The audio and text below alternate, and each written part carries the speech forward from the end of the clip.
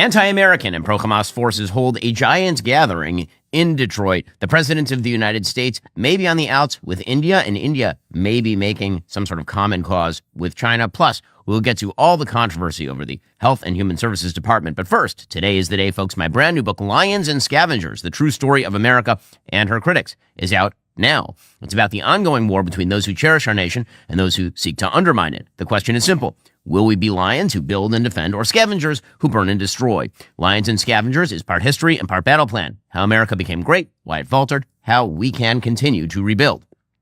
It's also my most personal book, drawn from years in the fight from testifying before Congress to raising a family in a country under cultural assault, from Rome to Jerusalem to London. Get your copy today at dailywire.com/Ben. We've made it easy. Every retailer is there. Amazon, Walmart, Target, Barnes & Noble. If you want a signed copy, that is only at the Daily Wire shop. So don't wait. Order Lions and Scavengers, The True Story of America and Her Critics right now. And make sure to follow along on my social channels for exclusive behind-the-scenes coverage of the book tour. You're not going to find that anywhere else. Alrighty, so speaking of lions and scavengers, I want to start today with a quote from the book because it is relevant to the fact that there was a giant gathering, apparently, of people who just hate our civilization in Detroit. Posing itself as a human rights gathering, of course, but it wasn't, because it rarely is. So, in the book, I discuss various types of scavenger. There are the leeches, people who seek to tear down the institutions of free markets because they believe that they are entitled to the gains of others.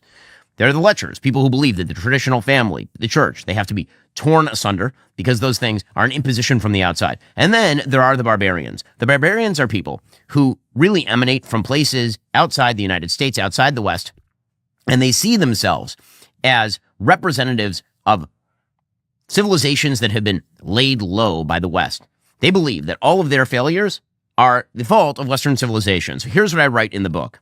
The barbarian is an outsider to Western civilization who believes that all of his own maladies and ills can be laid at the feet of the colonizers of the West. In fact, the barbarian argues only violence against his purported victimizers can free him of the servile mentality that these very colonizers have instilled in him.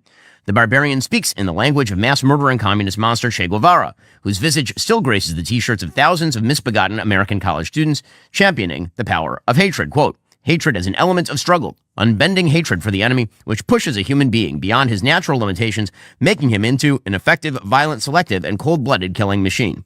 The barbarians never posit a moral justification for how the destruction of the Western order ought to operate at their hands. They never explain just how, for example, a Palestinian state is somehow a burgeoning wellspring of human rights, or how an America without American values would make the world a better place. The only thing that matters is the destruction of the West, for in that destruction lies the supposed reclamation of the barbarian identity. Well, there's a big gathering of the barbarians over in Detroit, Michigan, as I pointed out. There was something called the People's Conference for Palestine in Detroit on Friday, and it was attended by a sitting member of Congress, Rashida Tlaib. It was attended by a wide variety of people who talked about the evils of America, the country they were sitting in, how America is an awful place, a place that has given them prosperity, that has given them freedom. And this place is supposedly just awful. All of its core values are evil and terrible and need to be destroyed. Because again, America is a bad place. Western civilization is responsible for all the ills of the rest of the world. And so you saw, for example, a research coordinator at Progressive International named Shashin Padada saying that the very idea of America needed to be destroyed. Remember, this is in Detroit. This is in Detroit. This is in America. If you're wondering why there are so many members of the West right now who are moving toward right-wing parties, it is because those right-wing parties are saying we don't need more of these in our civilization. We don't. Okay, here's Shashin Padada explaining that America is evil and needs to be destroyed. The idea of it needs to be completely wrecked. I'm reminded of this Basil al-Araj quote, where he basically says that the average American will never understand the plight of the Palestinian person because the state of Israel is a carbon copy of the United States. And therefore, the thing to do is to destroy the idea of America in Americans' heads so that they can see the humanity of everybody outside of the warping of American exceptionalism and imperialism and all these evil things. We have to dismantle this idea of American exceptionalism, of supremacy, of being beyond reproach. And then he continued, we live in an evil country, so get out, so you can leave anytime now. Now, remember, the people who are being defended here by this particular research coordinator at the Progressive International, the people being defended here are Hamas. There's not a single speaker at this event who said that Hamas should surrender, go into exile, and disarm, thus ending the war in Gaza and simultaneously the humanitarian crisis in Gaza. That is never mentioned by any of these people because, of course, the fault always lies with America. It lies with the West. Obviously, it lies with Israel. Anybody who is successful in the world is apparently supposed to be a repository of exploitation, and anybody who is unsuccessful has been exploited by these great oppressors. This was also put forth by a supposed human rights activist named Huwaida Araf, who, again, essentially argued that America is awful. We wanted to globalize the Intifada, to expose to the world that Israel's policies have nothing to do with security, that Israel tries to tell the world, and that our government also regurgitate, gaslighting us. We thought that if we could get this message out, the world would wake up and not allow Israel to do this, to do what it's doing. And I must admit, that was a bit of naivete on our part. But we have and we will continue to globalize the Intifada. And we will force our governments to listen to us because they want us to accept a world that is unacceptable. Unacceptable. You mean unacceptable? But in any case, putting aside the grammar, I think the bigger problem here is the fact that globalize the Intifada is a phrase that calls for widespread violence. That is what Intifada is a violent uprising. Anybody who claims otherwise is lying to you. Again, this is happening on the soil of America.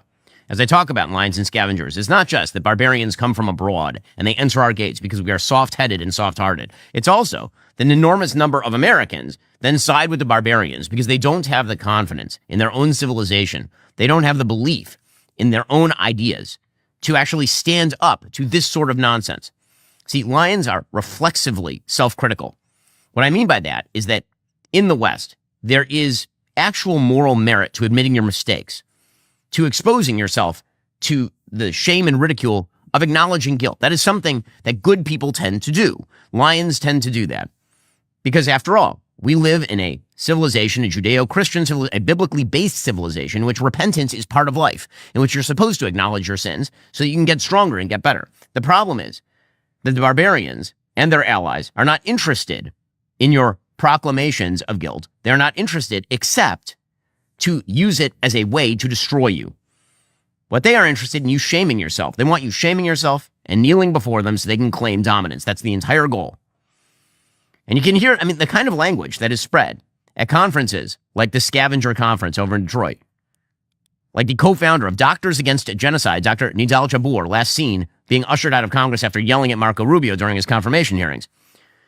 This is just violent language. He's absolutely calling for the quote-unquote taking out of anyone who opposes his pro-terrorism agenda. Gaza needs to be saved now. It saved all of us, liberated all of us. It is time for us to pay back and stop the criminals, the perpetrators, the child murderers. And we all know who they are. We all know who they are, whether they are in Israel, in Tel Aviv, in Washington, in Germany, in Europe. We all know them. We all know them. They need to be locked up. They need to be taken out. They need to be neutralized to save children. To save children. To save the humanity. Taken out and neutralized. Again, this is being said in Detroit. In Detroit, it's not being said in Qatar, it's not being said in Gaza. By the way, that idea that Gaza saved all, in what way? And presumably he's talking about, Hamas, because that's what's in Gaza. Already coming up, Rashida Tlaib is a member of Congress who also really, really hates the United States, a lot. Plus, a court strikes down President Trump's tariffs, and India seems to be tilting now toward China. We'll get to all that. First, when was the last time you bragged about your wireless company? Did you know my wireless company gave away 1,000 American flags to deserving vets and forgave $10 million in veteran debt? Did you know my wireless company raised almost $500,000 to prevent veteran suicide? Well, when your wireless company is Pure Talk, There actually is a lot to brag about. You can even brag about the coverage you get with Pure Talk, a 5G network that is insanely fast, dependable, and secure. And you can brag about how much money you save with Pure Talk. Unlimited talk, text, 15 gigs of high-speed data is just $35 a month with mobile hotspot. And I use my Pure Talk coverage everywhere, right? I'm not at home right now using Pure Talk, talking with my wife on the phone. I value my calls. You do the same. You should switch over to my wireless company, Pure Talk. But if you need another reason, something you can really brag about, Pure Talk is the only wireless company that gives you a 1-year free membership to Daily Wire Plus when you go to puretalk.com/Shapiro. Again, choose a qualifying plan at puretalk.com/Shapiro. Relish your free 1-year membership to Daily Wire Plus. Pure Talk, wireless worth bragging about. Go check them out right now, puretalk.com/Shapiro. Also, let's say that you and a friend are running away from the police and you go on a kind of across the country jaunt. But as you realize that the police are closing in behind you, and you're riding with the top down, and you're near the Grand Canyon, you're like, you know what? I'm going to take this wheel, I'm going to flip it right on over toward the Grand Canyon. Well, as you soar in the air, like Wile E. Coyote, you might think to yourself, man, I should have listened to Shapiro and gotten some life insurance. Policy Genius makes finding life insurance simple, helping you secure real coverage so your loved ones have the financial safety net they need when it matters most. With Policy Genius, you can find life insurance policies starting at just $276 a year for $1 million in coverage. It's an easy way to protect the people you love and feel good about the future. Life insurance, really, really important because, you know, what's the one most predictable thing in life? It's dying, and you can actually protect your family from some of the impact of that with life insurance. Policy Genius is the country's leading online insurance marketplace and helps you compare quotes from America's top insurers in just a few clicks to find your lowest price. Their team of licensed agents walks you through the entire process, step by step, handling paperwork, advocating for you while clearly laying out all your options, coverage amounts, prices, terms with no guesswork. With thousands of 5-star reviews on Google and Trustpilot, Policy Genius has earned customers' trust by helping them find the best policy fit for their needs. Don't wait for a crisis to realize you're unprotected. Head on over to policygenius.com/Shapiro to compare top-rated life insurance policies, get your lowest quote, make a smart move in under 10 minutes. That's policygenius.com/Shapiro. Now, this is all culminated in Rashida Tlaib, a sitting congresswoman from Michigan, ripping America and saying, we are in your Congress. Yeah, we know. We know. We understand that the barbarian mentality is quite prevalent in our Congress, actually. They thought they could kill us, rape us, imprison us, violently uproot us from our olive tree farms, starve our children to death, and we would disappear. Well, guess what? Now we're in Congress, and we're every corner of the United States. Y'all, they just don't get it. They just don't get it. They will never truly comprehend, Ya Jama'ah, even after 7 decades, that we aren't going anywhere. We are just getting started. Yes, we understand that you have infiltrated Congress. We understand that. We understand there are a wide variety of people who have decided to stand in solidarity with all of this. And that is what is going to tear down the West, is a West not confronted by the scavengers, but a West that allows the scavengers in, that somehow believes that is an aspect of its own greatness to allow the supremacy of people who wish to destroy its civilization. That is the danger. It's a danger that lies within, and it's a danger that is matched by a danger outside. Speaking of that danger outside, we're at a very tenuous moment internationally right now. Over the weekend, there was a big tete-a-tete between China, Russia, and India, a get-together in which, according to the Wall Street Journal, the leaders of China, Russia, and India held hands at a regional summit and promised to cooperate. A display of unity that aimed in part at President Trump and that underscores the challenges faced by his unorthodox approach to world affairs. There were no major decisions that were adopted at the Tianjin summit of the Shanghai Cooperation Organization, which was also attended by, wait for it, leaders of Iran, Pakistan, Turkey, Belarus, and Central Asian and Caucasus states. Okay, so that is the axis of opposition to the United States. Right? China, Russia, Iran, Pakistan, Turkey, Belarus. Belarus is just a stand-in state for Russia. And India. India is the one that matters here. India is the one that matters. The world's most populous country, a rising economic power, strategically placed. I mean, a place that America has been attempting to woo away from its Cold War neutrality and toward a pro-America, anti-Chinese view for the last decade. And it seems though India is now open to swinging the other way. According to the Wall Street Journal, the carefully choreographed imagery of Chinese leader Xi Jinping, Indian Prime Minister Narendra Modi, and Russian President Vladimir Putin embracing each other sent a powerful message to Washington as President Trump seeks to contain Beijing, to break Russia's bond with China, and to pry India away from Russian oil. This is a major problem. It is a major problem. So, Chinese-Indian relations have been extremely fraught since 2020. Modi traveled to China for the first time in 7 years after President Trump moved to impose 50% tariffs on India, half of them as punishment for New Delhi buying cheap Russian oil, the other half just because we run a trade deficit with India. Those tariffs are actually higher than the tariffs that we have on China. And then President Trump's idiot trade advisor, Peter Navarro, who truly is bad at his job. I mean, really bad at his job. He apparently caused particular outcry by using cased terminology as he said that Indian, quote, Brahmins are profiteering at the expense of the Indian people with the Russia oil trade. By the way, weird take, considering that if you're going to make the case for India, you're going to steel man that case, they get cheap oil from Russia. That's what they do. The people who are mostly going to benefit from that are, in fact, the people at the lower end of the economic spectrum in India. Now, Putin, Xi, drawing India into their orbit would totally shift the geopolitics of the Indo-Pacific in a massive, massive way. So the United States has been working on burgeoning relations with India for, again, about the past couple of decades that really accelerated over the course of the last 8 years or so. After there was an Indian Ocean tsunami in 2004, you recall, the United States organized something that was called the Quad for disaster relief. That was the United States, Japan, Australia, and India. And to understand what was happening here, you have to look at a map of the region. Maps, very useful. So if you take a look at the map of the region, what you see, of course, is that India is incredibly strategically located. Not only does India border Pakistan, of course, but India also oversees the Bay of Bengal. It is a relatively short trip to the Straits of Malacca, where a huge amount of world trade passes. India has a very long border with China via Tibet.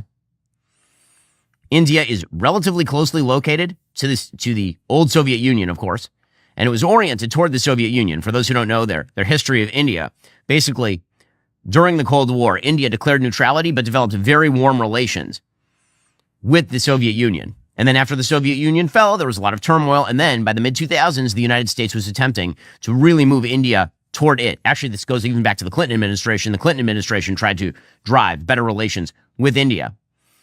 And we'd been pretty successful over the course of the last decade in orienting India away from China because there are border clashes between India and China is also a sponsor state of Pakistan, which, of course, is an Islamic extremist state.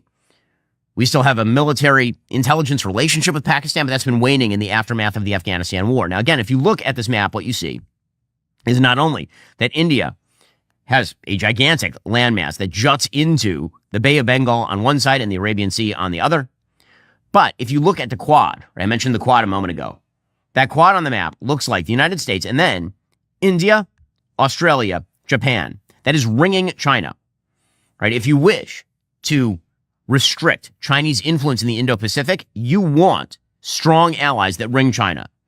And so when you look at the map, what you see is the strong allies that ring China right now amount to India, Australia, Japan, South Korea, Taiwan, Philippines, right? Those are the big allies that we have in the region. And we've been developing a closer relationship with the Vietnamese government as well. If India flips the other way, it basically isolates both Japan and Australia. It strengthens China radically. Now you have the two most populous countries on planet Earth allied with one another, with two rather large nuclear missile arsenals. That is a problem. The United States, again, has been attempting to woo India into a stronger military relationship. And so in 2017, the Quad was strengthened by President Trump on the sidelines of the ASEAN, that would be the Association of Southeast Asian Nations Conference. The goals included things like maritime stability and regional stability and technology and supply chains. And so getting India to be a counterweight to China is actually very much in America's interest.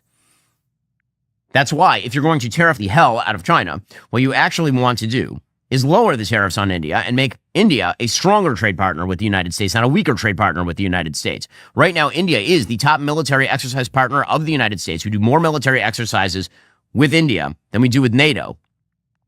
We have been attempting to move, again, India away from Russia, where it has a historic good relationship, and toward the United States. We've been supplying them with better weaponry, for example. As far as the economy, and this is where President Trump's attempts to curb the trade deficit with India those things are pushing India toward China and Russia. Because think of it again from the steel-manned Indian perspective. India receives an enormous amount of oil from Russia, like a lot of oil from Russia. In fact, of India's crude imports, Russia represents 36%. It could be all the way up to 50%, and they're getting at a discount because of the sanctions on Russian oil, which has pushed the price down. Reuters estimates that India has saved something like $17 billion since 2022 by importing Russian crude. In fact, India is the second largest intaker of Russian oil after China. China represents 47% of Russia's crude oil exports. India represents 38%, which means, if you do your math, that 85% of all Russian crude exports are going to China and India. So when the United States slaps India with a gigantic tariff, a tariff higher than China, in order to go after Russia, you have to wonder, is India going to go along with it? And the answer there is probably not. Why? Well, because if that's where they're getting their oil, and it turns out that they have pretty significant trade relations with other countries, right? India is only America's 9th or 10th largest trade partner. We do approximately $212 billion in trade with India in goods and services. India does approximately $128 billion in trade with China. Again, trying to box India in for some reason is likely to lead to them reorienting and trying to counter pressure, especially because they also have access to some of the things that we need, like rare earth minerals. They have access to those things as a counterweight to China. So alienating India because of some sort of trade dispute is bad policy. It doesn't make a lot of sense. And you can see that the Chinese and the Russians are ecstatic about all of this. Because again, look at that map. If suddenly, when you look at that map, what you see is a continuous line of support for the anti-American coalition, spanning from China through India and then up to Russia, continuing through Iran, you're starting to look at a pretty solid, consolidated anti-American alliance that is being built right there. India is a key to all of that. That's why what's happening right now is quite dangerous, actually. Already coming up, China and India are making common cause. Also, RFK under fire from a bunch of people claiming that he's perverting the CDC. We'll get to that. First, finding the right hire can drag on for months. You're either waiting for decent candidates to apply, drowning in resumes that don't fit, chasing down people who aren't even looking for jobs. What should be straightforward turns into a frustrating cycle of waiting and sorting. Well, the future of hiring looks much brighter because ZipRecruiter's latest tools and features help speed up finding the right people for your roles, so you save valuable time. Now you can try ZipRecruiter for free at ZipRecruiter.com/dailywire. One thing that really stands out about ZipRecruiter is how quickly you can connect with the right people for your team. When you see a candidate that catches your eye, you can unlock their contact information right away instead of waiting around or jumping through hoops. Plus, with over 320,000 new resumes being added every single month, you're constantly getting access to fresh talent, and that means you can fill those open positions much faster than you would expect. Use ZipRecruiter, save time hiring. 4 out of 5 employers who post on ZipRecruiter get a quality candidate within day one. If you head on over to ZipRecruiter.com/dailywire right now, you can try it for free. Again, that's ZipRecruiter.com/dailywire. ZipRecruiter is indeed the smartest way to hire. Go check them out right now. ZipRecruiter.com/dailywire. Also, I used to assume that restless sleep was inevitable. Night after night, tossing, turning, waking up with that aching back.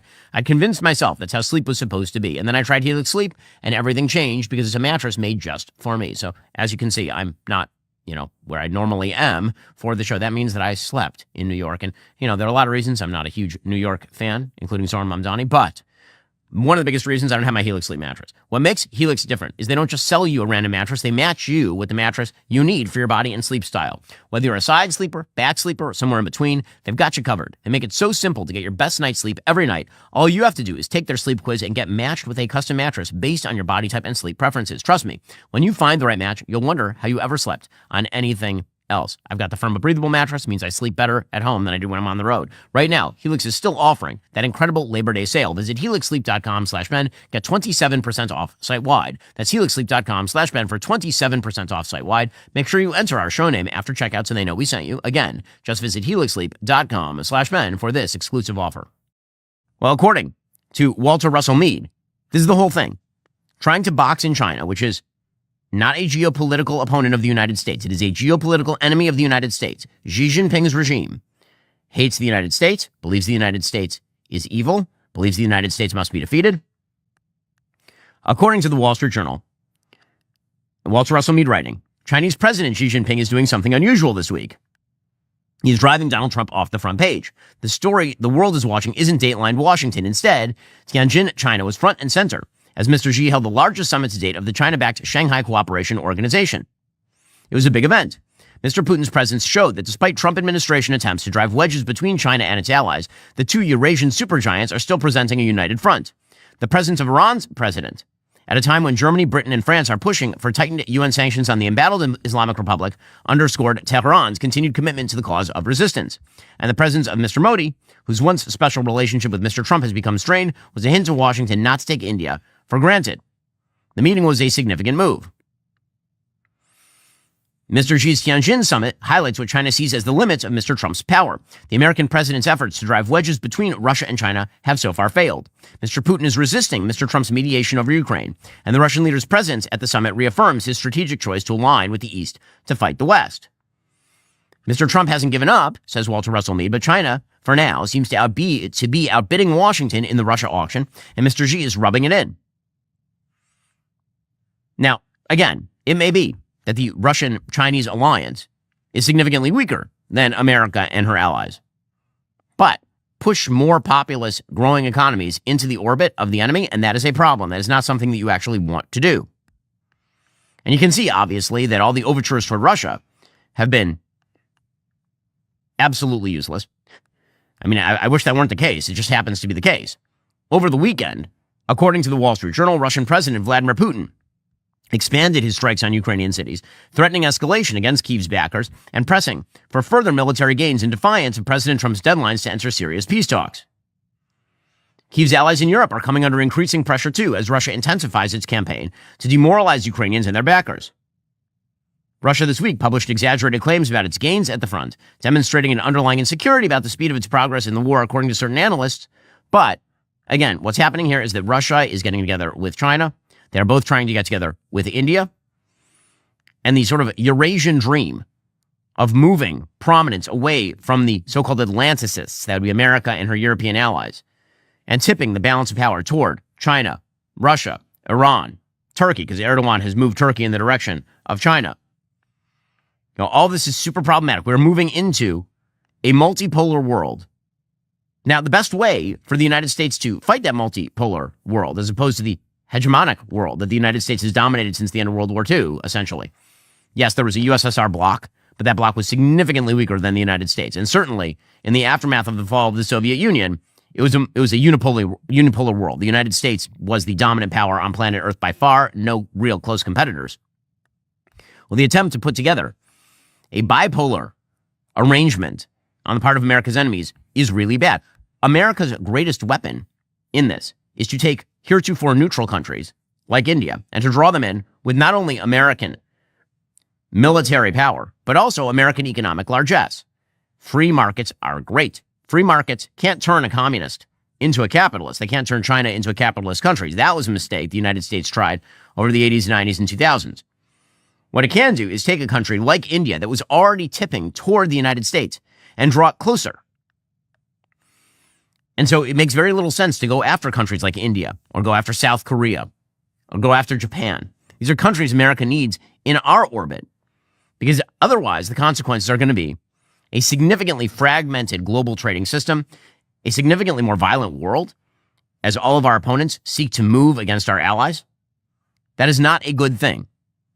This is why tariff wars are not, in fact, good and easy to win. They may be against our actual allies. Like, we can cram it down on the Europeans, probably willy-nilly. But even that is not exactly a gigantic win. So, the big story of the weekend is that a federal appellate court on Friday struck down many of President Trump's historic tariffs, saying he unlawfully leaned on emergency powers to impose the import taxes. The International Emergency Economic Powers Act does not authorize tariffs like the one Trump used the law for earlier this year, according to the Federal Circuit, in an unsigned opinion. It will go to the Supreme Court. The court delayed implementation of its order until October, which gives the Trump administration time to file an appeal with the Supreme Court. President Trump posted late Friday on social media, "All tariffs are still in effect. If these tariffs ever went away, it would be a total disaster for our country." That is not remotely true. If the tariffs went away, the stock market would explode. If the tariffs went away and free trade were back on the table, particularly with our allies, that would be a good thing, not a bad thing, actually. By the way, just going to point out, I said from the very beginning, the International Emergency Economic Powers Act is not, in fact, meant to allow the President of the United States to randomly declare tariffs because of trade deficits. That's silly. There was never the emergency power to do this thing. I don't care whether it's a Democrat or whether it's a Republican. The idea of declaring a national emergency every time you want to accomplish something or other is anti-constitution. There are certain things, like, for example, a gigantic wide open border, that are a national emergency. Certain other things are not, like trade deficits. And if we are just going to elect random executive branch dictators who declare emergencies and do what they want, then I wonder why we bother to have a legislature at all in the country at a certain point. Again, these are powers that pre-existed Trump. He's not the one who started this ball rolling, but it is certainly not a good thing that the executive branch should be able to just randomly declare gigantic tariff wars across the entire West without the input of, the elected branch of Congress. Well, meanwhile, Scott Bessent, the Treasury Secretary, who again is the sort of markets whisperer, he's the person who's been keeping the market floating. He says that, this idea that tariffs are a tax on American consumers is wrong. That is not true. If they're so bad, and the American consumers paying them, why do we hear the European companies or the Chinese companies or the Chinese complaining about tariffs if it's all being borne by the American people? It's just not happening. Well, I mean, that is a terrible argument. The reason that they are complaining is because the costs are in fact borne by the American people, and then the American people start substituting American products, which means that we no longer buy from foreign suppliers. That's the entire purpose of the tariff. So yes, foreign suppliers are going to complain that their more competitive products are barred from the markets, except with a gigantic upward tax. But by the way, I don't even think that the Treasury Secretary believes this. How do I know that? Well, because on Monday, he said that President Trump may grant some exclusions on tariffs for home construction supplies. So he told the Washington Examiner that the president was considering, quote, declaring a housing emergency in the fall. This is great. We can just declare emergencies for everything. Why not? He echoed President Trump's talking point that interest rate cuts from the Federal Reserve would help the housing market and suggested that the Trump administration is looking at ways to standardize building and zoning codes and to decrease closing costs for home buyers. And then he also suggested that perhaps there would be some relief on the tariff front. Potential tariff wait, hold up a second. I thought that American consumers and producers were not paying the cost of the tariffs. So if you're seeking to lower home prices by getting rid of tariffs, it seems like you're arguing with yourself. Here is the Treasury Secretary with the Washington Examiner. We may declare a national housing emergency. Oh, wow. Is there a timeline for that, or is it this fall? Okay. Okay, so again, it's a great way to avoid all of this? Free markets. Free markets are wonderful. And I understand that people, for whatever reason, are not in love with free markets these days, which is bizarre to me, because if you wanted to look at sort of state industrial policy over the course of time, at the very beginning, it looks great. Always. This was true for Japan in the 1980s, for example. Heavily regulated, heavily subsidized, government-involved industries at the very beginning, they look really good and really dynamic. And then, over time, they go bankrupt. And they have real problems. This has been true every time corporatism is tried. Basically, communism is the system that works worst. Second worst is corporatism, and best is free markets. And this is why America, I know everyone wants to rip on the American economy. Oh my God, it's so terrible. It's so unequal. It's so awful to be an American. Okay, I would just like to point out at this point the difference between the Japanese economy, which if you go back to the 1980s, everybody in America was talking about how Japan was going to overcome the United States, how Japan was going to race right past us and take on global economic dominance. And by the 1990s, no one was talking about that anymore. In 1990, the Japanese GDP per capita was approximately, according to our sponsors and friends at Comet, $25,801 is 1990. The U.S. GDP per capita was $23,097. Okay, so actually Japan had a higher per capita GDP in 1990 than the United States. As of 2024, the Japanese GDP per capita was $32,472. The United States GDP per capita was roughly $67,000. Okay, so somebody stalled out. And the reason that somebody stalled out is because capitalism is fan-frickin-tastic, because capitalism is great. Free markets are great. Liquid capital markets are excellent. These are very good things. Innovation, risk-taking, better tax structures, property rights, equal application of the law, non-corporatism. That's great. And so if the United States wishes to dominate the coming century, it should not engage in Japanese corporatism, mercantilism, tariff-based foreign policy. The United States should instead engage in the sort of free trade that allowed us to wildly surpass all of our geopolitical opponents, all of our geopolitical competition over the course of the last 3 decades. It is truly amazing to me that we continue to crap on the greatest engine for generating wealth in the history of humanity in favor of kind of experimental theories about how the economy should work. Roger Lowenstein has a great piece over at the Wall Street Journal titled How and Why U.S. Capitalism is Unlike Any Other. And he says, American capitalism was created by American democracy, wrote Gordon Wood, the Depression-born historian. One can go further. The unique strength of our capitalist system mirrors that of our political ideal. By offering opportunity to all, it fosters vigorous competition. By permitting merit to trump entrenched elites, it motivates individuals with the plum of fortune. Nowhere else is risk-taking so encouraged, and not coincidentally, nowhere else has innovation thrived as it has here. Both law and culture help to shape our capitalism in ways that reflect the spirit of the American Revolution. No taxation was famously a cry of the colonials in Boston. Less remembered is that the Declaration of Independence charged George III with obstructing immigration. To state the most basic fact of political democracy, it permits the popular will to override the establishment, merely another name for what the business professors call creative destruction. So, it is market-centric. American capitalism is highly transactional. It means that risk is both punished and rewarded, and that is a good thing. Because what you actually want is a commerce-based economy that is going to increase innovation, that is going to make Americans across the board wealthier. Doesn't mean that capitalism doesn't have downsides, that everybody benefits equally, but everybody does benefit from capitalism. And this constant attempt to tear away at private property rights, to tear away at capitalism, to say that if only we had a sovereign wealth fund, if only we had a more centralized industrial policy, if only. That way lies economic stagnation, supported by a growing welfare state, which is going to simply eat the American economy alive. If you would like for America to succeed on the geopolitical stage and on the domestic front, then you actually need to unleash the innovative risk-taking capacity of the American people instead of hamstringing it with government regulation, with a bizarre sort of buy fiat government policy. Let the American people cook. Alrighty, coming up, RFK is under fire from former heads of the CDC, among others. Plus, Democrats having a real problem on the crime issue. First, this episode is brought to you by Prize Picks. You and I make decisions every day, but on Prize Picks, being right can get you paid. Don't miss any of the excitement this season on Prize Picks, where it's good to be right. Producer Jake was in on the action this weekend as the college football season began. He made a few bucks watching Ohio State beat Arch Manning's Texas Longhorns. Prize Picks is the ultimate way to turn your football knowledge into cash this season. With millions of users already on board, this safe and reliable skill-based daily fantasy platform lets you build your lineups in under 60 seconds by selecting more or less on 2 to 6 player projections.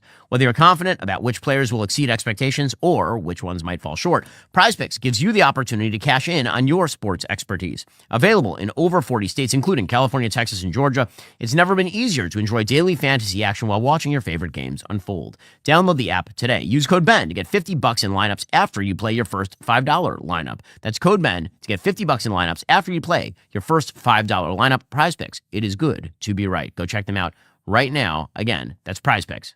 Well, meanwhile, apparently RFK Jr. has fallen under the scrutiny of some 9 former heads of the CDC. And I'd be warmer to this if they had not blown out their own credibility, but they are attacking RFK Jr.'s CDC. Now, again, the CDC came under scrutiny because the head of the CDC just last week was fired, presumably for running up against RFK Jr.'s guidance with regard to COVID vaccinations, because one of the pieces of advice that was going out from the CDC was that the vaccine should not be used for kids or for pregnant women, which, again, I think the data tend to support that judgment. I was saying all along in the pandemic that it was not affecting kids in the same way that it was older adults. And the best case for the vaccines is that for people who are significantly overweight, people who are obese, people who are elderly, that it lowered the death rates for those people. But for people who are 30, it didn't do anything. For people who were 5, it certainly didn't do anything. You know, this idea that it was mandatory for children to take it to go to school was always insipid and insane. So there's now an essay in the New York Times, and it demonstrates why the faith was lost in the CDC. Because there are really 2 questions here. One, is RFK Jr. running the CDC the way it should be run? And two is, how did we get here? And you have to understand one in order to get to the other. So how do we get here? Is the CDC blew out its own credibility? Is RFK Jr. running the CDC the way it ought to be run? I think it's still very much an open question. And I think that what's amazing to me is that these former public health officials aren't focusing in on the seriously questionable activities inside the CDC. For example, the attempt to cut down on research for mRNA vaccines because they didn't like the COVID mRNA vaccine. Okay, you don't shut down entire lines of scientific research because the product of one of those pieces of research done in record time, Operation Warp Speed, was not as successful as it should have been. You don't shut down the entire mRNA vaccine industry, particularly when it comes to research. I'm not talking about retailing it to the public. The research. I mean, the polio vaccine, which is wildly effective. The first attempt at a polio vaccine was actually a failure. People forget this. The first rollout to the American public actually used a tainted polio vaccine, and a bunch of people were injured. It doesn't mean that your kid doesn't get a polio vaccine now. Okay, but in any case, all of this is sort of implicit in this article from these 9 former CDC heads. Quote, "We have each had the honor and privilege of serving as director of the CDC and prevention, either in a permanent or acting capacity dating back to 1977. Collectively, we spent more than 100 years working at the CDC, the world's preeminent public health agency. We served under multiple Republican and Democratic administrations, every president from Carter to Trump, alongside thousands of dedicated staff members who share our commitment to saving lives and improving health. What the Health and Human Services Secretary, RFK Jr., has done to the CDC and to our nation's public health system over the past several months is unlike anything we had ever seen at the agency and unlike anything our country had ever experienced. Mr. Kennedy has fired thousands of federal health workers and severely weakened programs designed to protect Americans from cancer, heart attacks, strokes, lead poisoning, injury, violence, and more." Now, again, the idea that there were no cutbacks to be had inside the CDC is sort of silly. If you're going to make the argument that certain people should not have been fired, you really should name the branch. You really should name the people and the kinds of research that should be funded. He said, amid the largest measles outbreak in the United States in a generation, he's focused on unproven treatments while downplaying vaccines. Well, again, I'm not a fan of this particular move by RFK Jr. Measles vaccines are incredibly effective. MMR is a very effective vaccine. Bobby Kennedy, back in May, directed federal health agencies to explore potential new treatments for measles, including vitamins, which, again, makes very little sense to me. So, again, here, I don't think the CDC heads are on sort of the wrong footing. But where they get to the wrong footing is where they say, quote, "He championed federal legislation that will cause millions of people with health insurance through Medicaid to lose their coverage." Okay, now. Okay. So, you are now linking together things that actually are a problem, like, for example, directing resources away from measles vaccinations, which are good. And instead, you are now criticizing him for backing a piece of legislation that President Trump was pushing and that you don't like.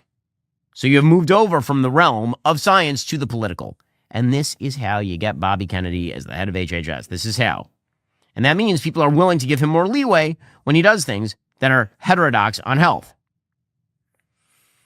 So when they attack RFK Jr., again, the sort of attempt to attack him not on the basis of the public health failings, but to attack him on the basis of politics, that's the part that's incredible, and it's self-discrediting. So, for example, you saw that Dr.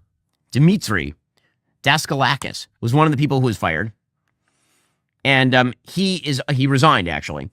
He was the person who was the head of the Mpox campaign under Joe Biden. It was called Mpox because it was originally monkeypox. He said that was actually homophobic. Somehow it created rumors about gay men spreading monkeypox, which, by the way, gay men were spreading monkeypox. I mean, that's just the reality. That doesn't mean every gay man had monkeypox or every gay man was engaging in orgies, but monkeypox was being spread at gay orgies. I mean, that's just the reality of the science. But he was very upset about that. He talked in his parting letter about pregnant people and all the rest of this propagandistic anti-science nonsense.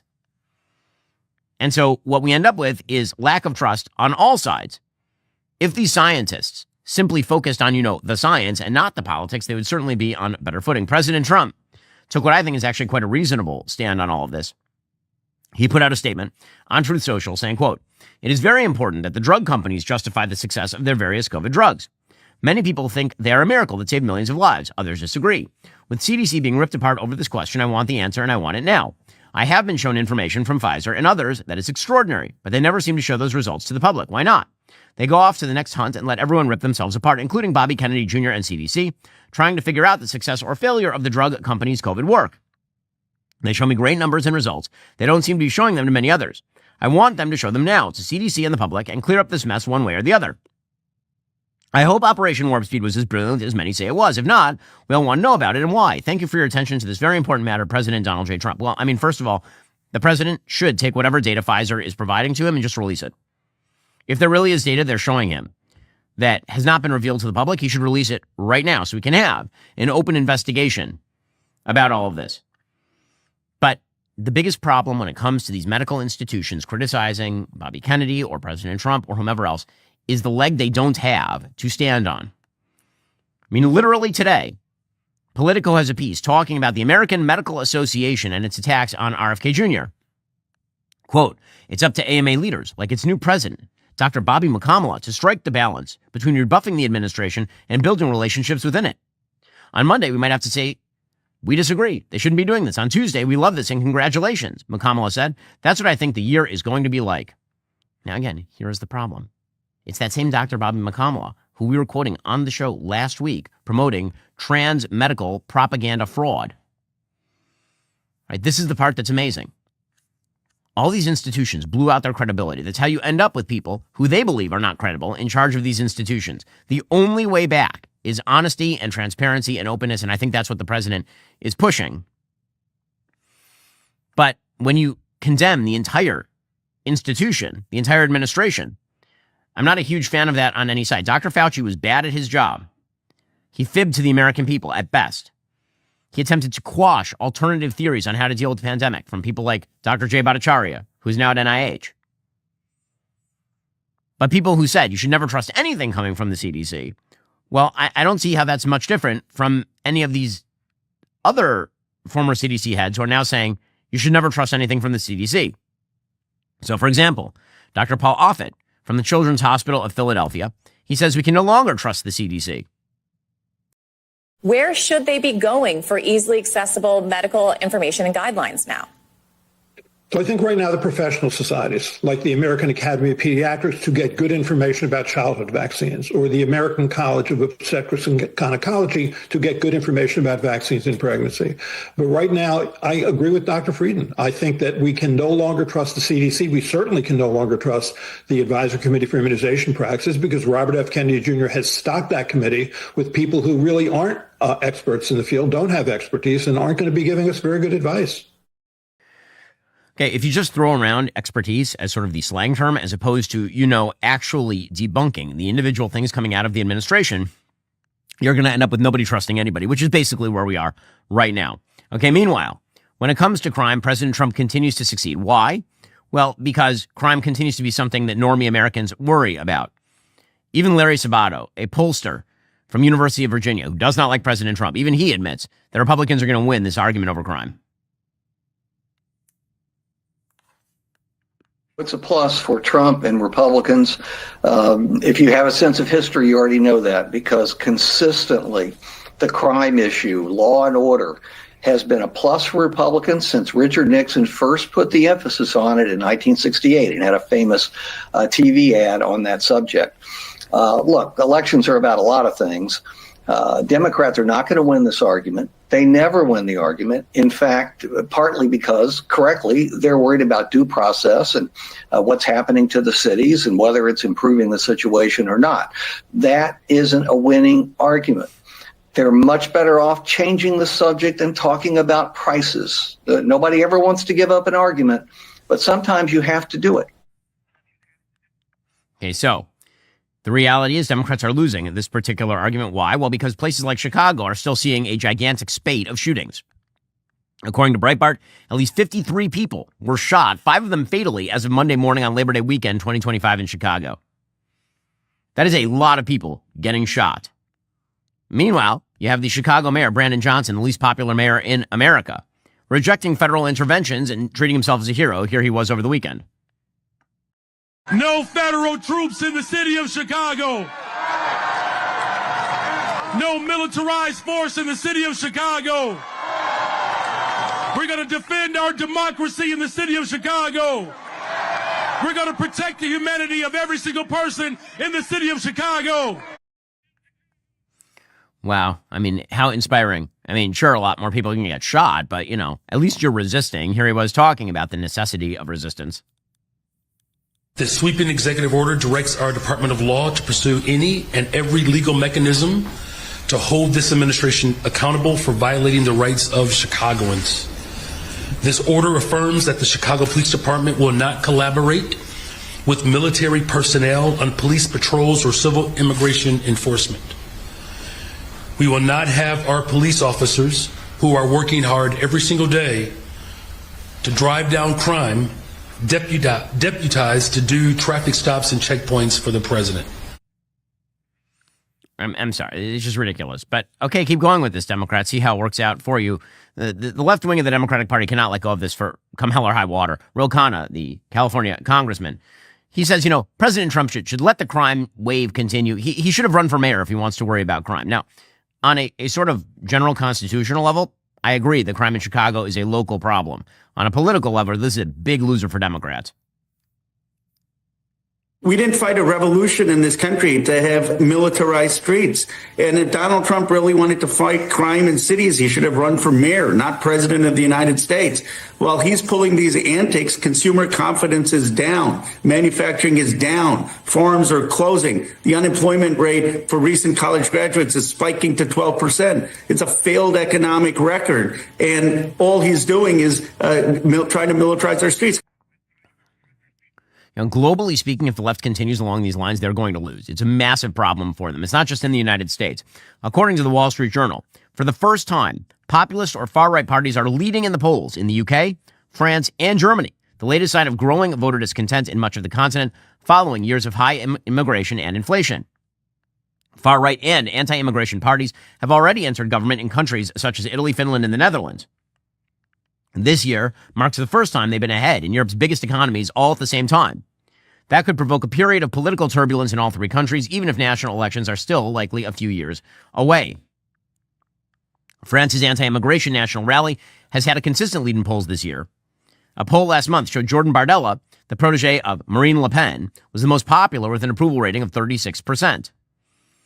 Polling for the next presidential vote suggests that National Rally's candidate, whether it's Bardella or Le Pen, you remember, Le Pen was barred from running by the European courts for no reason, really, would lead the first round. Now, leading the first round doesn't mean that you end up as the actual president of France. This has happened before, where Le Pen's party has run strong in the first round, then there's a consolidation around the quote-unquote moderate candidate like Emmanuel Macron, and Bardella or Le Pen ends out outside the governing coalition. However, if you keep ignoring the actual anti-immigration demands of your people, you're going to keep getting chipped away at. In the UK, the Reform Party is now basically drinking the milkshake of the Conservatives. It's now comfortably ahead in opinion polls of the ruling Labour Party and the opposition Conservatives. In Germany, Alternative for Germany, AfD, has been neck and neck with the ruling center-right Christian Democratic Union in polls since the start of the year. The AfD has also pulled slightly ahead in recent weeks. And the choice of many of these sort of center-right parties to make common cause with left-wing parties, this is true in France with Emmanuel Macron deciding to basically forge a coalition with the actual communist trash bucket Jean-Luc Mélenchon. It happened in Germany as well, where the center-right party decided to marginalize AfD and instead move toward the center-left. It's happened in Austria too. The temptation for a lot of these parties is to sort of ignore the demands of the quote-unquote far-right, and then the far-right just continues to grow. As the Wall Street Journal points out, like the U.S., much of Europe has experienced two things at the same time since the pandemic. Record levels of immigration that have caused a voter backlash and a surge in inflation that has now eased but left prices for many goods much higher than before, leaving many voters feeling worse off. Social media has also polarized opinions. Unlike the U.S., much of Europe has almost no economic growth. This is why capitalism is magic. All the Europeans decided to move away from it toward a state-run economy, and it has not worked out particularly well for them. In recent years, both Germany and the UK saw the biggest surges in immigration in their history. In Germany, the share of residents born outside the country surged from just over 15% in 2017 to a record high of 22% in 2024. That compares with about 16% in the United States. Meanwhile, The UK has grappled with a record rise in legal and illegal immigration. Some 4.5 million people arrived legally between 2021 and 2024, primarily from India, Nigeria, and China. That's actually more than people who legally entered the United States. Plus, tens of thousands of people have illegally crossed the British Channel on flimsy boats each year to claim asylum. Even Keir Starmer has had to call it out. So, again, it turns out that the sort of disconnect with reality held by so many at the upper echelons of left-wing politics are leading to serious turmoil in all of these countries. France, particularly, is about to fall into a serious situation governmentally. Apparently, if French Prime Minister François Bayrou loses a September 8th confidence vote on his efforts to rein in the country's budget deficit with 44 billion euros in cuts, he'll become the fourth head of government to lose his job in a year and a half. Massive turnover in the Prime Minister's office. The reason being, France is ungovernable. There's too much support in the National Assembly for the right wing. Left-wing parties don't want any cuts to the French welfare state, according to the Journal. Centrist lawmakers, allied with Bayrou and Macron, want to boost military spending to counter Russia's invasion of Ukraine without raising taxes. Marine Le Pen says the government should cut spending by reducing immigration and payments to the EU. And so France, instead of doing what it should, siding with Jordan Bardella and Le Pen, they've decided to try and split the baby, and what they're going to end up doing is making the country completely unworkable.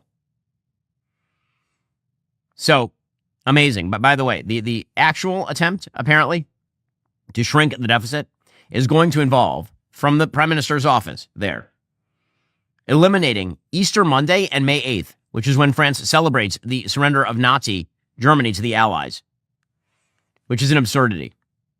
So, yeah, congrats. You're doing a wonderful job over there in Europe, seriously.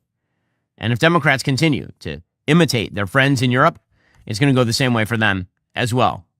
Alrighty, folks, the show is continuing for our members right now. We're going to get to Coldplay. You know, there's a reason I always thought Coldplay sucked, and I will explain why. Remember, in order to watch, you have to be a member. If you're not a member, become a member and use code Shapiro at checkout for 2 months free on all annual plans. Click that link in the description and join us.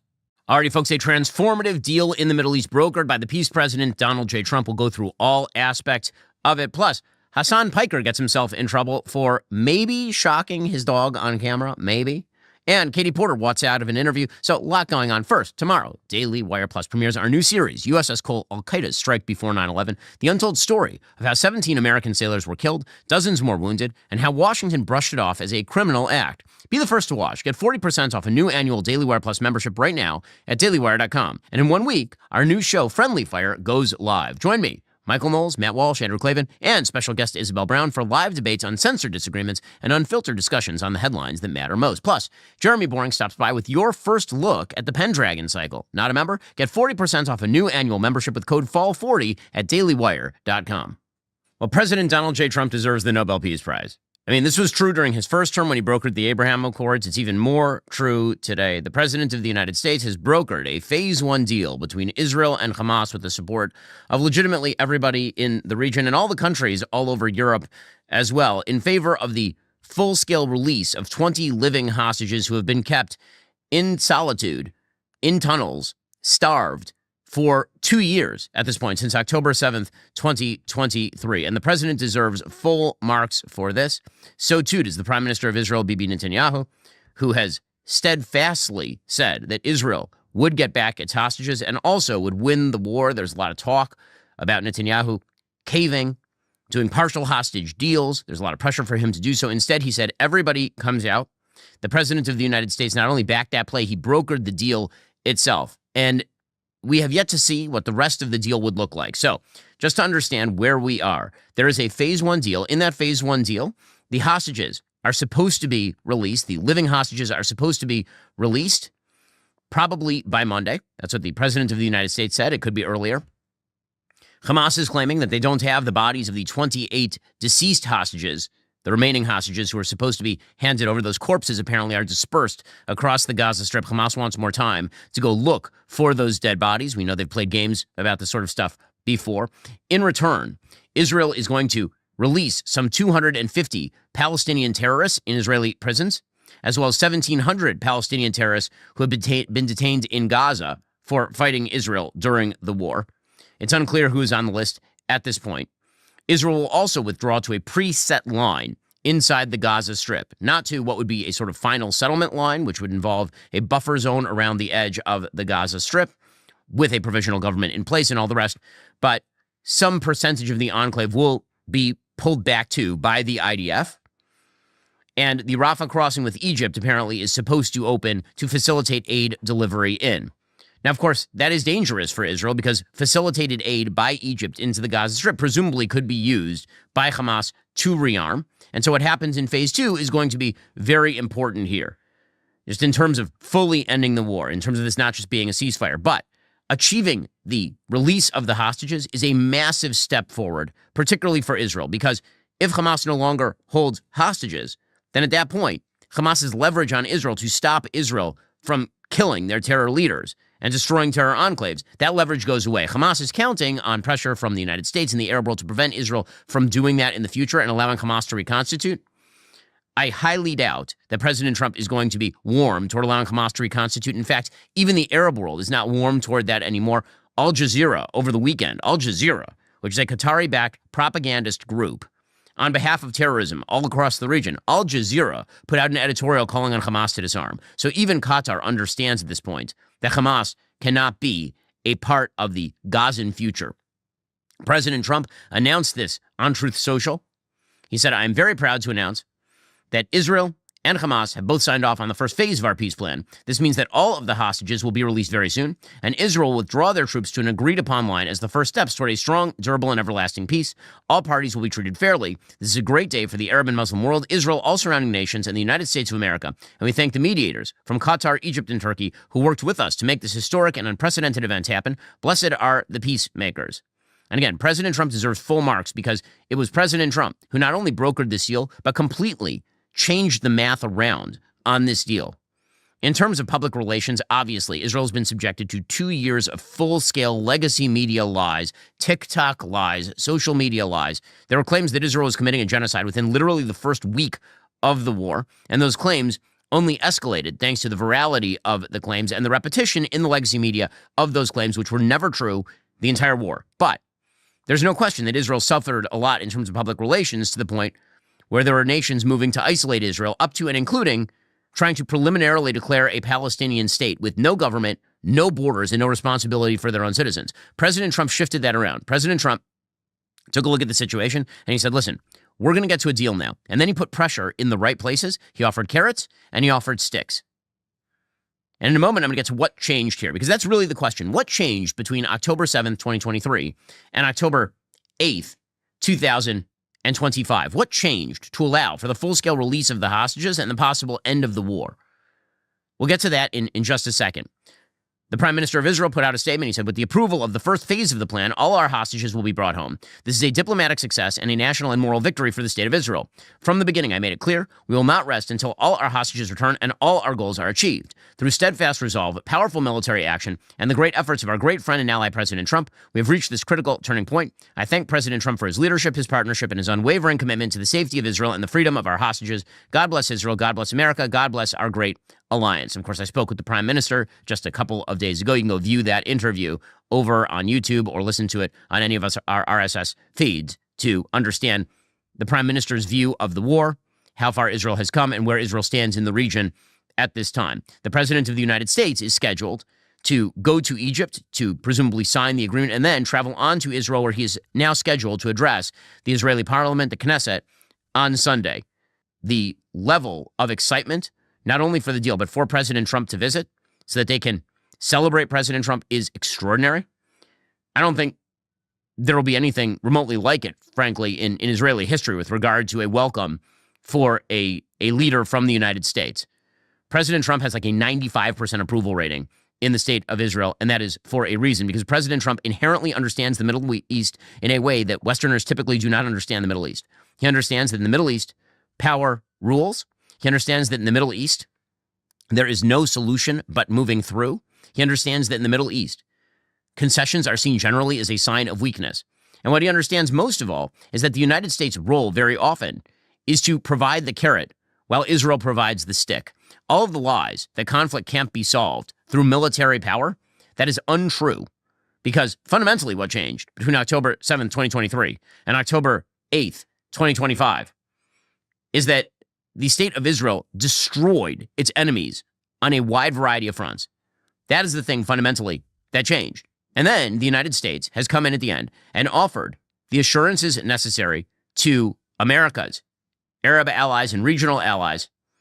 And Israel provided the stick to many of those same people to compel them to get Hamas to give up the ghost and release the hostages. Hamas has put out a statement as well after responsible and serious negotiations between the movement and the Palestinian resistance factions regarding President Trump's proposal in Sharm el-Sheikh, which is in Egypt, with the aim of ending the war of extermination against our Palestinian people and the withdrawal of the occupation from the Gaza Strip. The Islamic resistance movement Hamas announces the signing of an agreement stipulating the end of the war in Gaza, the withdrawal of the occupation from it, the entry of aid, and a prisoner exchange.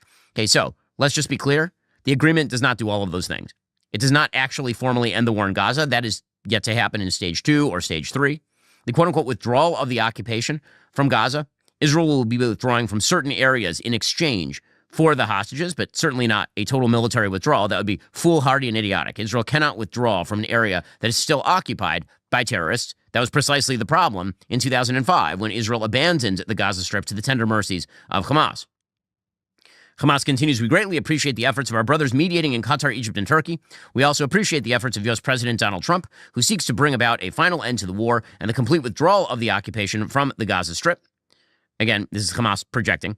We call on President Trump, the countries guaranteeing the agreement, and various Arab, Islamic, and international parties to compel the occupation government to fully implement the terms of the agreement and not allow it to evade or delay the implementation of what was agreed upon. So now Hamas is going to try to claim more was in the agreement than was in the agreement in order to put pressure on Israel because they do not have the military capacity to withstand Israel. And thanks to the pressure largely of its erstwhile allies, Qatar and Turkey. Understand, the funding mechanisms for Hamas were Qatar and Turkey. When those went away, then Hamas was isolated. And at that point, all they basically have left is verbiage. And then Hamas continues, we salute our great people in the Gaza Strip, in Jerusalem, and in the West Bank, both inside the homeland and abroad, who have demonstrated unprecedented pride, heroism, and honor in confronting the fascist occupation's plans directed against them and their national rights. Again, hilarious to hear Hamas, an actual fascist, genocidal, invading force, talking about Israel, a democracy, as a fascist occupation. The sacrifices of our people were not in vain. Yes, they not only were they in vain, the quote-unquote sacrifices of Hamas, it was the worst own goal in the history of the Middle East. What Hamas did is the worst own goal in the history of the Middle East. In a moment, we'll get into what changed here. What actually are the conditions that led to this breakthrough? First, let me be blunt. Gold is up around 40% this year. Some of us warned you this was going to happen. That's not speculation. That's reality. If a portion of your savings isn't diversified into gold, you missed the boat, but you don't have to miss the boat in the future because here's the thing. Inflation is still too high. The US dollar is still too weak. Government debt is insurmountable. This is why central banks have been flocking to gold. They're the ones driving prices up to record highs, but it's not too late. I recently bought more gold myself from Birch Gold Group. You can get in the door right now. Birch Gold will help you convert an existing IRA or 401k into a tax-sheltered IRA in gold. You don't pay a dime out of pocket. Just text BEN to 989898 and claim your free info kit. There's no obligation, just useful information. Facts don't care about your feelings. The fact is, gold has been a safe haven for millennia. What else can say that? Text BEN to 989898 right now. Claim your free info kit on gold. That's BEN to 989898. They make the entire process incredibly easy. I called them up. I asked a bunch of questions. They gave me straight answers. And then I ordered the gold, and now it's sitting in my safe. It can be that easy for you as well. Text BEN to 989898 to get started with my friends over at Birch Gold. Protect your future today with my friends over at Birch Gold. Also, these days, everything feels pretty expensive, whether it's a quick trip to the grocery store or grabbing takeout. It's easy to brace for a higher price than what you actually pay. In fact, many people do the same with life insurance. 72% of Americans overestimate how much it really costs. That's where Policy Genius comes in, making it fast, simple, and surprisingly affordable to get covered so your loved ones have a financial safety net. See if Policy Genius can help you find 20-year life insurance policies starting at just $276 a year for $1 million in coverage. Shopping for life insurance, it can feel overwhelming, but Policy Genius makes the whole process simple and stress-free. In just a few clicks, you can compare quotes from top insurers across the country to find coverage that actually fits your needs and your budget. Their team of licensed agents is there every single step of the way, answering questions, handling paperwork, even advocating for you so you won't have to worry about the fine print. Instead of leaving you guessing, Policy Genius lays out your options clearly, coverage amounts, prices, and terms, so you can make a confident choice. And with thousands of 5-star reviews on Google and Trustpilot, it's no wonder Policy Genius is trusted as the nation's leading online insurance marketplace for people looking to protect their families.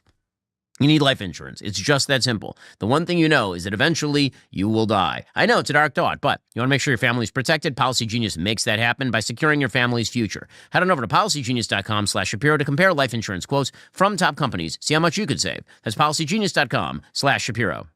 President Trump did an interview with Sean Hannity last night in which he explained that it's been an amazing period of time, that he's mobilized the entire world.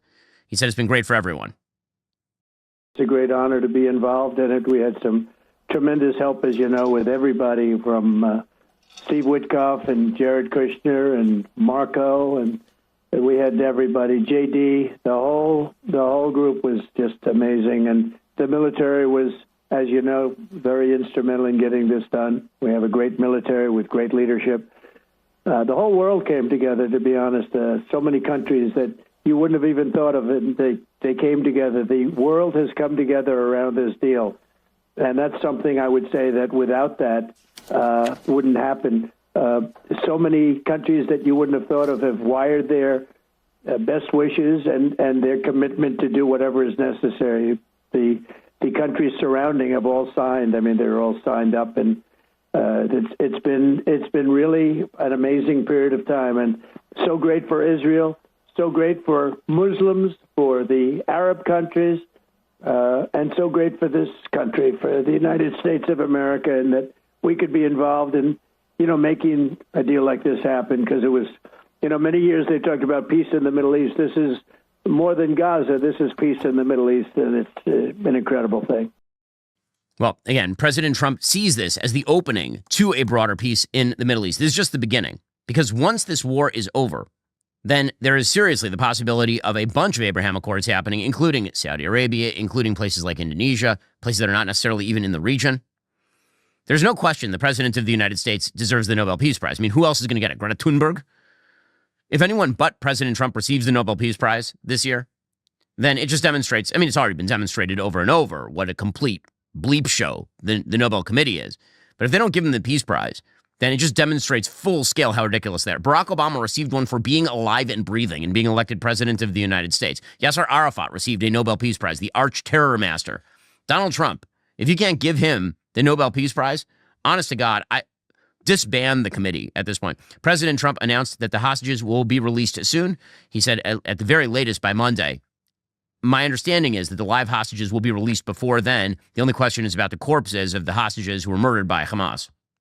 The big thing is hostages are going to be released. It's probably our time would be probably Monday, and they're a terrible situation. They're deep in the earth, and they're being gotten, and a lot of things are happening right now as we speak. So much is happening to get the hostages freed, and we think they'll all be coming back on Monday. So it looks like that's the thing, and that'll include the bodies of the dead. Okay, so again, that is obviously huge news. Everybody here in Israel right now, and again, I came to Israel for the Jewish holidays. Everybody here in Israel is at the very least relieved, and I would say the overwhelming feeling is ecstatic to get the hostages home. This has been the main issue that has been driving internal dissent and debate inside of Israel. There's unity against Hamas, and there has been since October 7th, but there has been a lot of roiling inside of Israel about the status of the hostages, what can be done to free them. President Trump said it's not just going to end with the hostage release. Gaza will end up a safer place. And this is where what happens in stage 2, stage 3, that's where that matters. Hamas cannot remain in charge, obviously, of the Gaza Strip. Hamas does have to be disarmed. Some sort of provisional authority, we would hope under Tony Blair or someone like that, would have to take place. The place needs to be made safe. And then investment dollars that go in will be used to actually build things as opposed to terror tunnels and rockets, which is what Hamas spent all the money on for the last 20 years or so. Here's President Trump talking about the future of Gaza. Well, Gaza is going to be a peaceful, much safer place. Obviously, it's been blown to pieces, and this is just not by Israel. This is over years and years and years. It's been heartache for many years. A lot of people say this is a deal for 3,000 years. So whether you say 500, because some people say 500 based on events, but other people say this is something historic for 3,000 years. There's nothing ever going to be bigger than this. And so Gaza, we believe, is going to be a much safer place, and it's going to be a place that reconstructs, and other countries in the area will help it reconstruct because they have tremendous amounts of wealth. and they want to see that happen. And we'll be involved in helping them make it successful and helping it stay peaceful. But I think it's going to be peaceful. I think, again, the Iran situation was very important, doing what we had to do, which was, again, 22 years. It was planned to be done, and no other president wanted to do it or whatever, for whatever reason, but they didn't do it. And having that was very important. But, I'm very confident there'll be peace in the Middle East. I mean, the words peace in the Middle East is something people have been striving for hundreds of years, for centuries, for many centuries. And we really have, every country has come together. Okay, so, again, what happens next in Gaza is going to matter an awful lot, and that will require some oversight because Gazans apparently were in the streets celebrating the deal. Anytime there's a ceasefire, there's a celebration in Gaza because it means that Gaza stops getting walloped, obviously, but it also means a false claim of victory. Apparently, many Gazans were in the street chanting their usual anti-Semitic chant of Khaybar, Khaybar, Ya Yehud, which is a celebration of a passage in the Quran in which Muhammad wipes out a Jewish city, essentially. So, again, the idea that the Palestinians have suddenly become moderate, it was not true in the first place. It is still not true. What happens next is what has to happen in every area that is rife with crime and violence and genocidal thought, which is it has to be made quiet. But the first step toward that is the release of the Israeli hostages. And again, it seems as though there is unity in the region on the idea that Hamas not only needs to be ousted, but that the Gaza Strip needs to become a quiescent place. President Trump talked about the fact that he was able to form a coalition with the Arab nations in order to achieve this. A lot of the Arab nations that have formed coalitions with you were reluctant and resistant for decades to ever be a part of the solution. That was a big part of what happened here today. Can you explain that part of it? Well, I develop relationships with people, and sometimes those relationships lead to great things. And in the case of many of the Arab nations, the wealthiest nations in the world, if you look, although with what we've done in the United States, I think we top everybody. So he is right about this, obviously. Coming up, more on this amazing deal that President Trump has cut. We're finding out more details as we speak. First, when we started Daily Wire, it felt like we had to figure everything out with minimal help. Editorial guidelines, studio setup, production schedule, branding. It can be really overwhelming. New decisions were necessary daily. Finding that one tool that simplifies everything when you start a business becomes a game changer and a lifesaver. For millions of businesses, that tool is Shopify. Shopify is the commerce platform behind millions of businesses around the world and 10% of all e-commerce in the United States. We even use it for our own Daily Wire shop to make sure things are running smoothly and efficiently so you can get the goods. You might be asking, what if I can't design a website or I'm worried people haven't heard of my brand? Not a problem. Shopify's got you covered from the start with beautiful, ready-to-go templates that match your brand's style and help you find your customers through easy-to-run email and social media campaigns. And if you need a hand with everyday tasks, their AI tools created specifically for commerce can help enhance product images, write descriptions, and more. Plus, their award-winning customer support is available 24/7 to share advice if you ever get stuck. Turn those dreams into and give them the best shot at success with Shopify. Sign up for your $1 per month trial. Start selling today at shopify.com/Shapiro. That's shopify.com/Shapiro. Also, when I'm on the road, I just don't sleep as well. And one reason for that, I don't have my Helix sleep mattress. It is made just for me. Now, you personalize your coffee every morning. Why would you not personalize the thing you're spending 7-8 hours on every night? You don't have to toss or turn and wake up with that achy back. I used to think that's what had to happen, but then I tried Helix Sleep and everything changed. It's been transformative for my sleep quality. Now I fall asleep in minutes, even when I'm stressed out or as the weather gets colder. What makes Helix different? They don't just sell you a random mattress. They actually match you with the perfect one for your body and sleep style. Whether you're a side sleeper, back sleeper, somewhere in between, they've got you covered. They make it so simple to get your best night's sleep every single night. All you have to do is take their sleep quiz, get matched with a custom mattress based on your body type and sleep preferences. Trust me, when you find the right match, you'll wonder how you ever slept on anything else. Again, I use my Helix Sleep mattress every single night. I love it.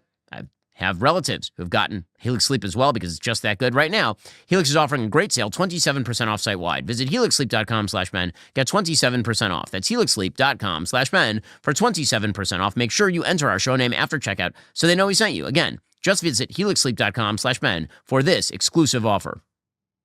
And again, the future of the Middle East is happening right now, the reshaping of the Middle East.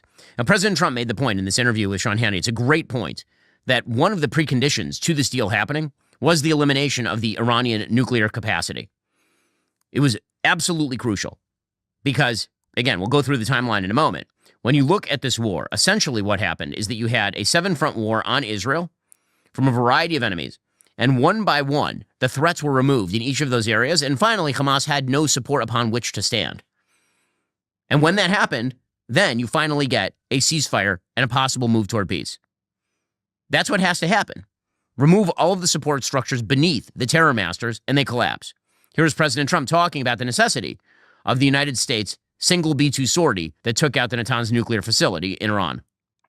Well, Iran was about 1 month, maybe 2 months away from having a nuclear weapon. And if I allowed that to happen, this deal would not have been possible. Or if it was, it would have a tremendous cloud over it, because you'd have a country with a nuclear weapon that was not obviously very friendly. And the power of nuclear weapons is something that we shouldn't even be talking about. It's so massive. And so by doing that, we now have something where actually Iran and a number of people have been talking about a deal, but it's a very much different Iran. And frankly, we've had some very good conversations. And as you saw, they blessed the deal. They put out a few hours ago a statement that they agree with the deal and they blessed the deal. That's a tremendous thing. I believe if they had a nuclear weapon, there would be a whole different. Even if we made the deal, it would have a very dark cloud over it because of what could potentially happen. So now there are no dark clouds. We're going to have peace. And by the way, I believe Iran's going to be actually a part of the whole peace situation. But countries that frankly didn't get along, they're all involved, and it's brought the whole world together. It's amazing. So, what changed? Right, and this is the big question. What changed between October 7th, 2023 and October 8th, 2025, which is when the deal effectively was made? It was announced in the early morning hours of October 9th. And again, the anniversary means something here. I mean, we are coming up on Simchat Torah, which is the Hebrew date upon which this attack was launched. We're in the middle of Sukkot right now, which is a Jewish holiday that lasts in Israel 7 days. It lasts 8 days outside of Israel.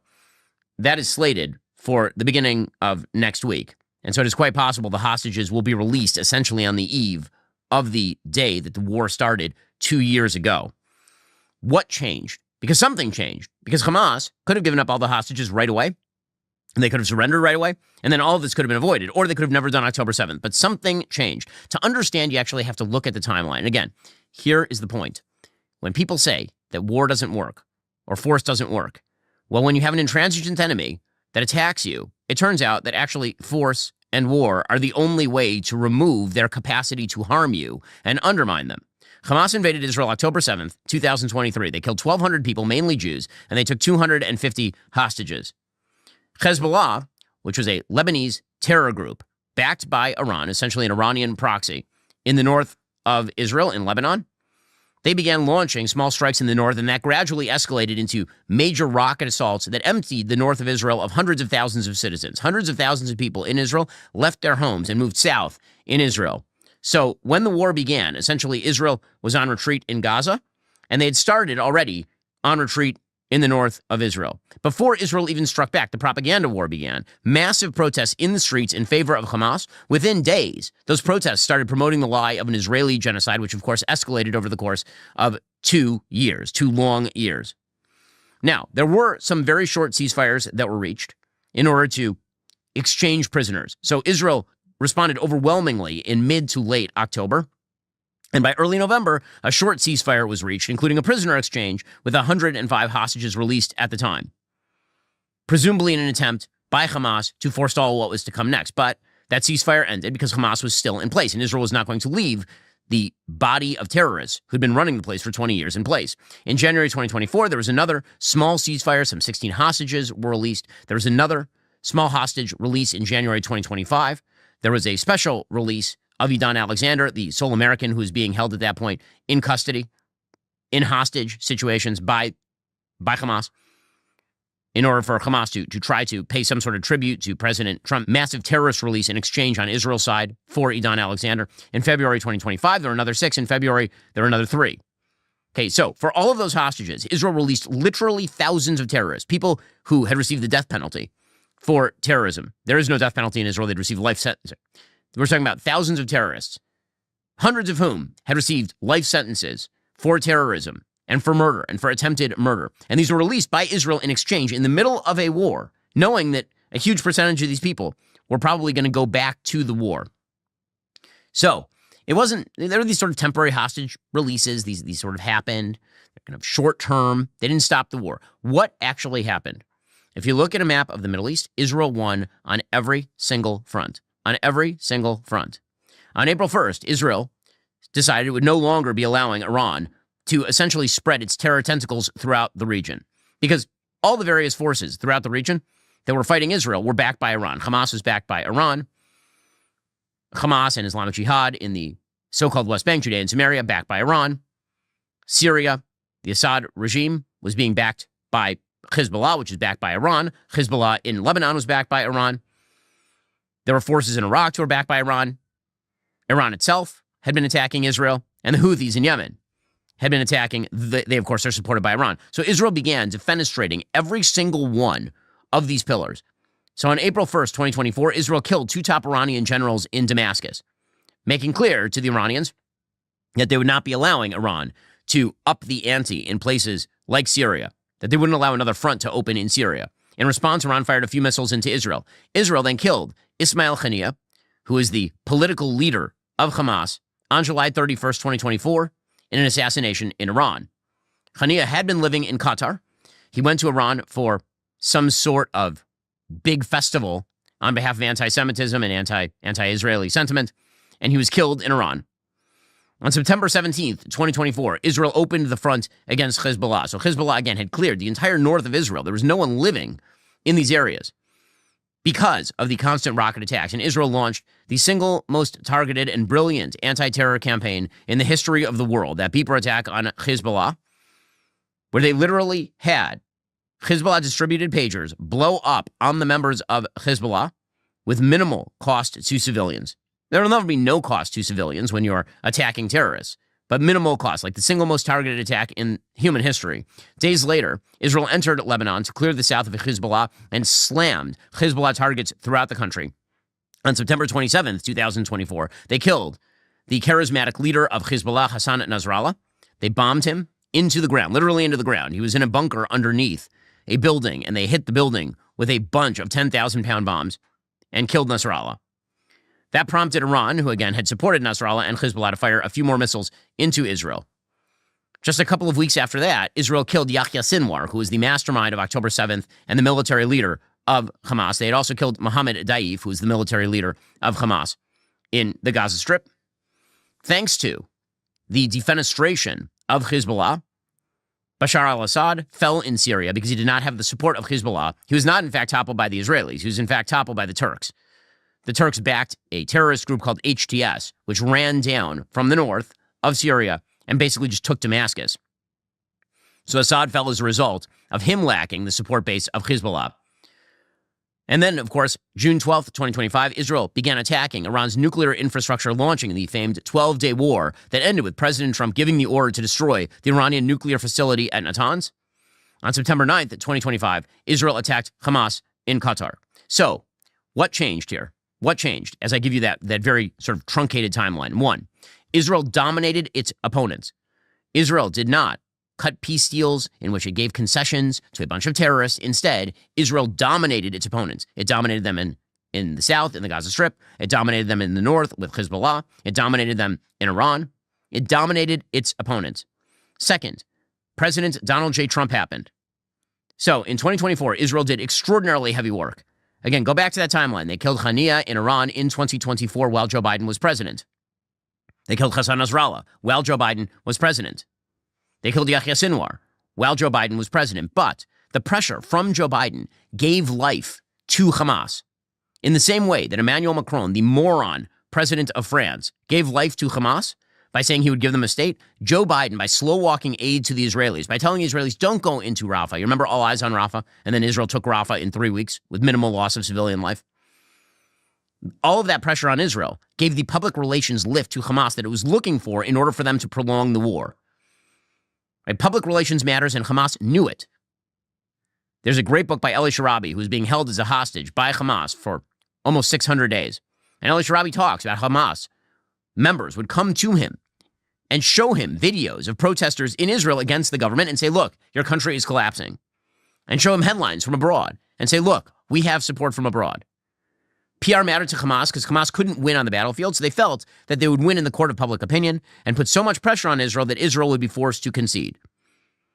And credit to Prime Minister Netanyahu and to, obviously, the IDF and the people of Israel, that didn't happen. And then Donald Trump was elected, and everything changed. It changed because Donald Trump made clear that he would not be providing any level of support, either rhetorical or material, to Hamas. That, in fact, Hamas was on its last legs. He promised there would be hell to pay, and there was, in fact, hell to pay. He said, I will back the stick. If Israel is the stick, I will back the stick.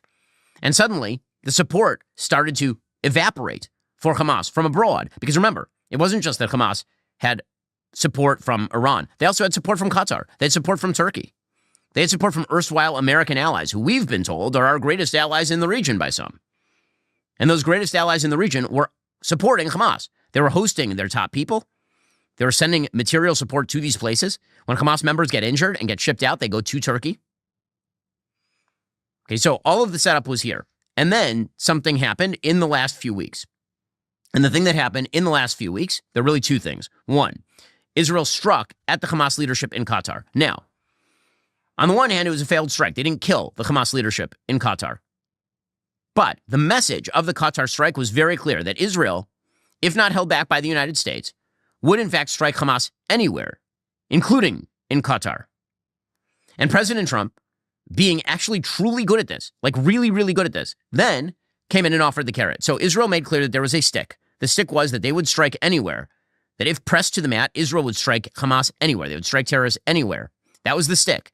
President Trump then came in, and he offered security assurances to Qatar and F-35s to Turkey. And that was the carrot. But the carrot came along with the string. And the string was, if you want those security assurances, you need to force Hamas to give up the hostages. Now, I should point out at this point that if that's true, then the single biggest blunder of this entire war was Joe Biden not saying to Qatar on October 8th, you guys, your support structure from the United States goes away unless you force the release. If, in fact, Qatar and Turkey had the power to make Hamas give up the ghost, the fact that they have not done so for 2 years tells you something. Okay, so that is one big thing that happened. That strike against Hamas in Qatar that acted as a stick toward Qatar and toward Turkey. And then the president of the United States coming in the back door and saying, no more strikes in Qatar, security assurances to Qatar, maybe F-35s to Turkey. That's the carrot, but only if we all get on the same page that Hamas cannot rule the Gaza Strip. And finally, the IDF doing, again, just unbelievable, extraordinary work. Truly, sweeping through Gaza City. So again, there was this talk that Israel would never be able to take Gaza City. It was impossible. It would be impossible for them to take Gaza City. What prompted the end of the war was that every single layer of support that Hamas had evaporated. It went away. Their PR support went away the minute that President Trump swiveled on Hamas and forced Qatar and Turkey to do the same. Their support from Qatar and Turkey went away because President Trump forced Qatar and Turkey to the mat. Their military support had already gone away because Israel had destroyed it.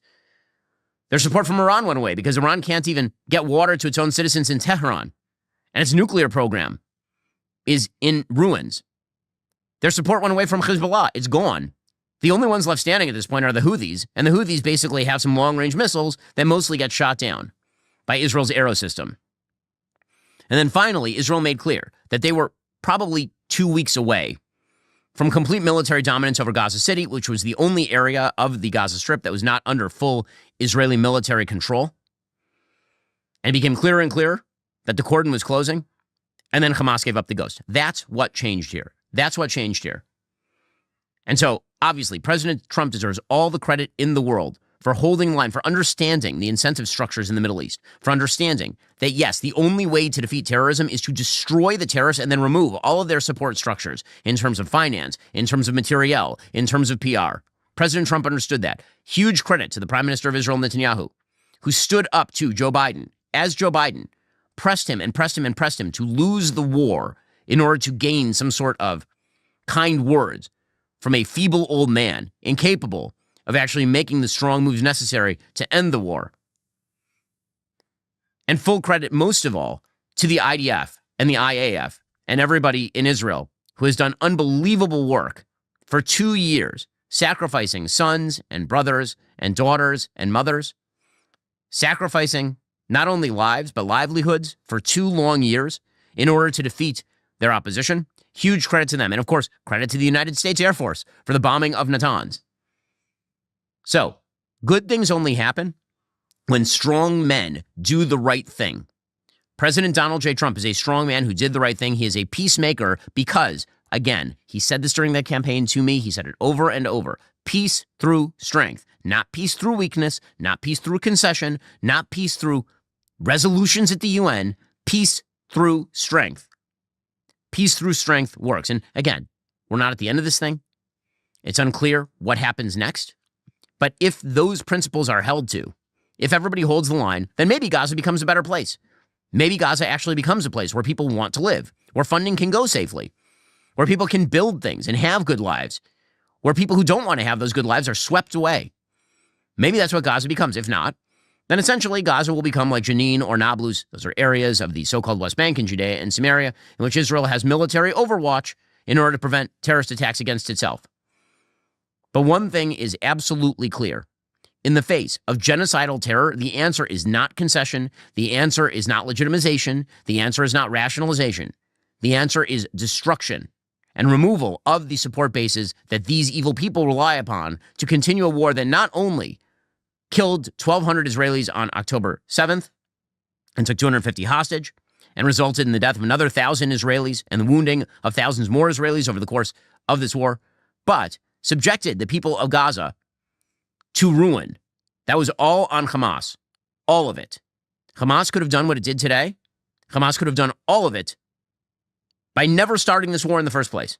And they could have done it the day after starting the war. But instead, they decided they would put the entire world and Palestinians and Israelis through misery and through hell. And the result is precisely the opposite of what they sought to achieve. A stronger Israel, a militarily powerful Israel, a far more united Israel, an Israel that looks like it's about to make peace with a bunch of its neighbors, a more powerful United States, because Hamas hates the United States as well, a United States with Donald J. Trump in charge. Make no mistake, the Hamas assault on Israel played a major, not a minor, a major role in the last election cycle because it was all of the radicals on campus deciding that they were going to go make asses of themselves that drove many Americans to say any left that is okay with this cannot be given power.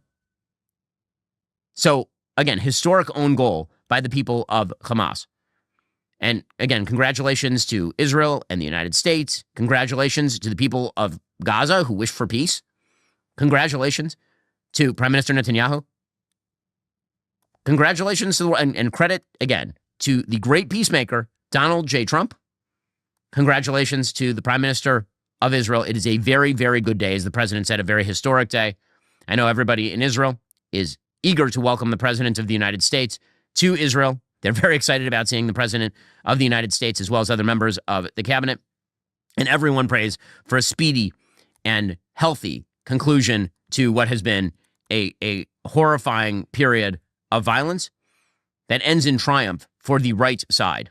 Meanwhile, what does all of this say about the state of the West? It means in the West, there's a huge block of people who are luxury belief terrorists who have been supporting terrorism for 2 years and more out of a luxurious belief that it will never affect them and that they somehow gain the moral high ground by supporting terrorism.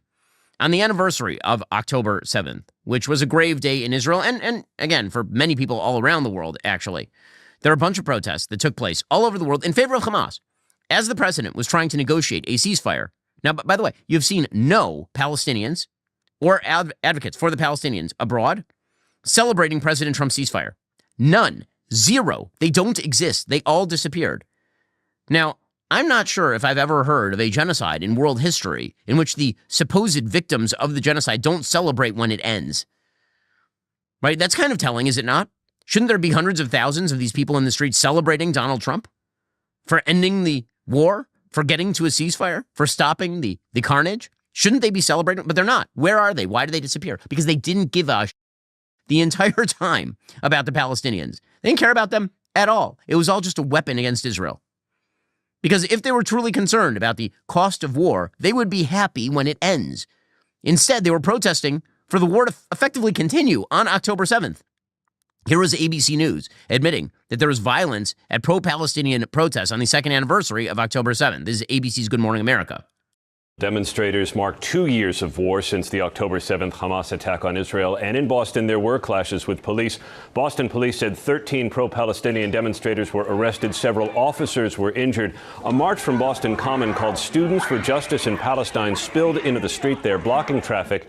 The crowd waving Palestinian flags, throwing red-colored powder into the air. Police said protesters turned on them, kicking a marked cruiser, setting off smoke flares and assaulting officers, 2 of them taken to the hospital with broken bones. Police used bikes to block the crowd and were seen arresting demonstrators on the ground. Here in New York, 2 protesters were arrested outside the Israeli consulate. Elsewhere in the city, dueling protests, one accusing Israel of loving war, another calling to release the hostages, chanted back and forth. Okay, so again, notice those 2 contrasting messages at the very end. One says, Israel loves war, and one is, release our hostages. The moral imbalance there is pretty amazing. And who are these people? They're a bunch of left-wing scavengers, college students with sociology degrees who have decided they're going to stand with terrorism and stand with evil because their civilization is to blame for all the problems on Earth. This is why you had protesters on October 7th shouting, globalize the Intifada. And let's not make any mistake. Zohran Mamdani, the mayoral candidate in New York, put out a statement on October 7th. And it is perfect. It's letter perfect for what he is, which is a pro-terror radical. Quote, 2 years ago today, Hamas carried out a horrific war crime, killing more than 1,100 Israelis and kidnapping 250 more. I mourn these lives and pray for the safe return of every hostage still held and for every family whose lives were torn apart by these atrocities. One thing you'll notice in the middle of the statement, there is not a word about Jews, ever. In the aftermath of that day, Prime Minister Netanyahu and the Israeli government launched a genocidal war, a death toll that now far exceeds 67,000, with the Israeli military bombing homes, hospitals, and schools into rubble. Every day in Gaza has become a place where grief itself has run out of language. I mourn these lives and pray for the families that have been shattered. Our government has been complicit through it all. This must end. The occupation and apartheid must end. Peace must be pursued through diplomacy, not war crimes. And our government must act to end those atrocities and hold those responsible to account. Notice the full moral equivalence between Hamas and the IDF trying to avoid civilian casualties. And his call is for what? The destruction of the state of Israel? Because negotiations have been had before. They haven't ended particularly well. These last 2 years have demonstrated the very worst of humanity. We must answer it by modeling the very best, a relentless pursuit of our higher ideals, and an unwavering commitment to universal human rights. This dude doesn't give a damn about universal human rights. All the areas that he's standing for are filled with some of the worst violations of human rights on planet Earth. But that's what Zohran Mamdani is. He is the result of a luxury belief America.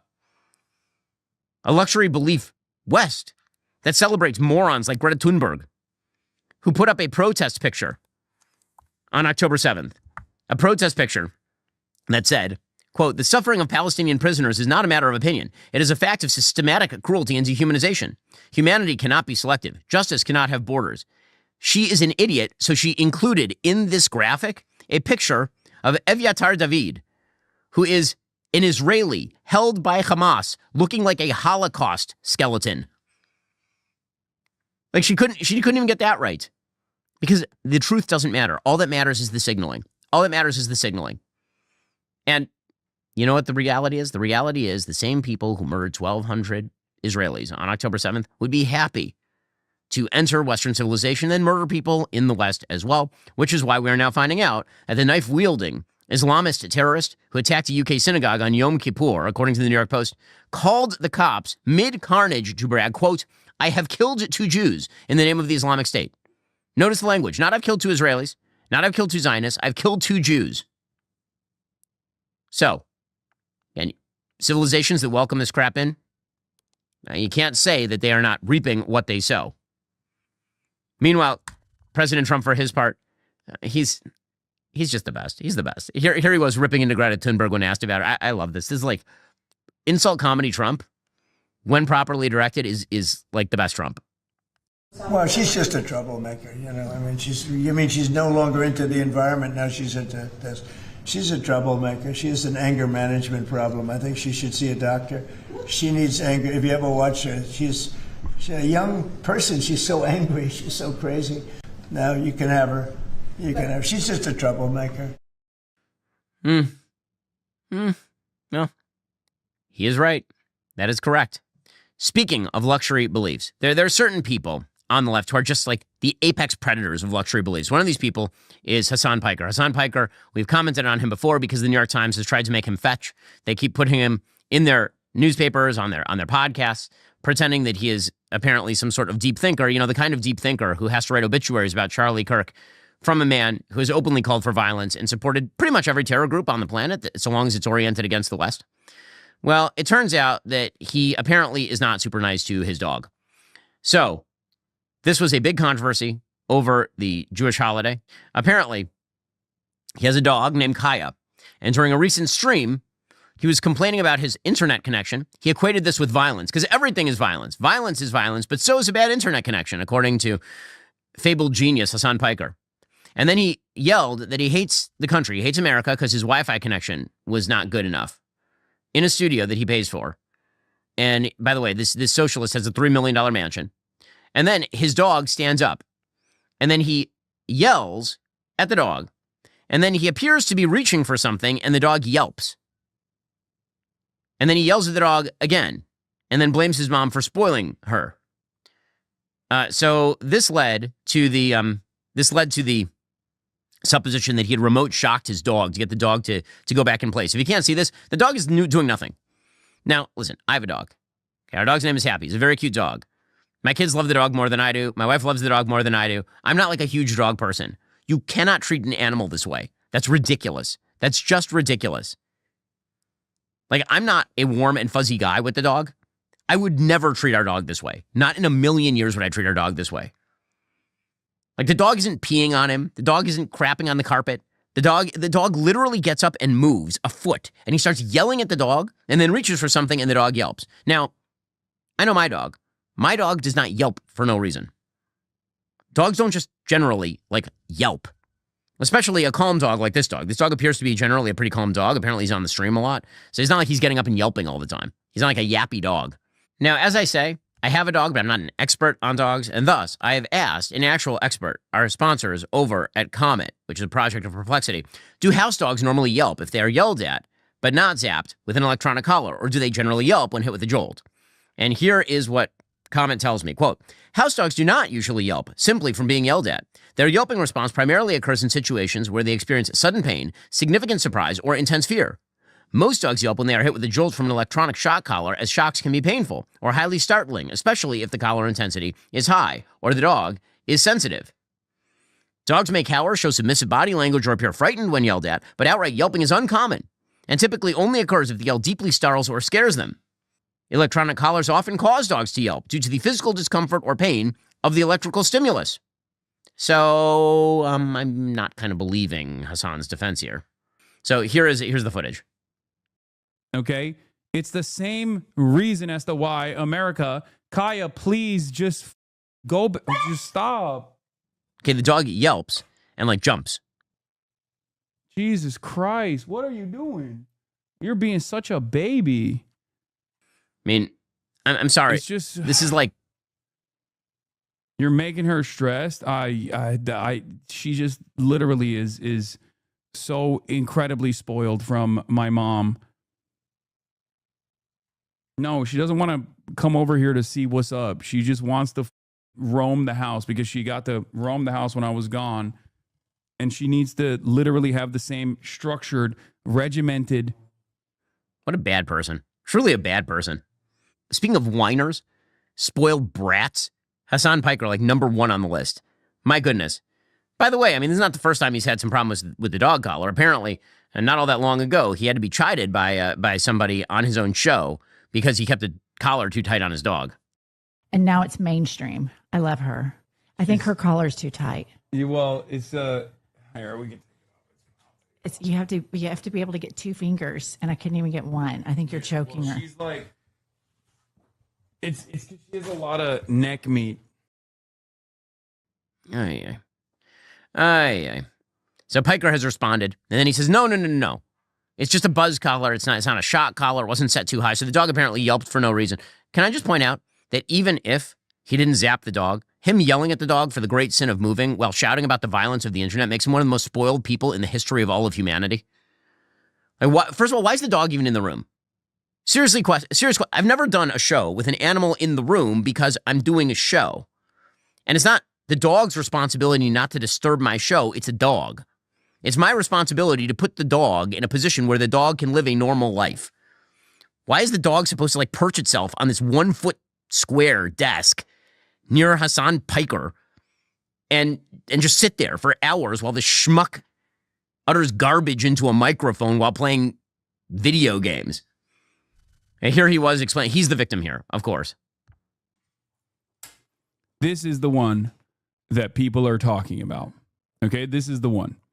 This is the one that they saw. It has the capacity to vibrate, and that's it. Are you happy? That's it. Good. There's the AirTag vibrator. It also has a flashlight component to it at nighttime, and it also has a tracker on it when she gets lost. If she were to get lost,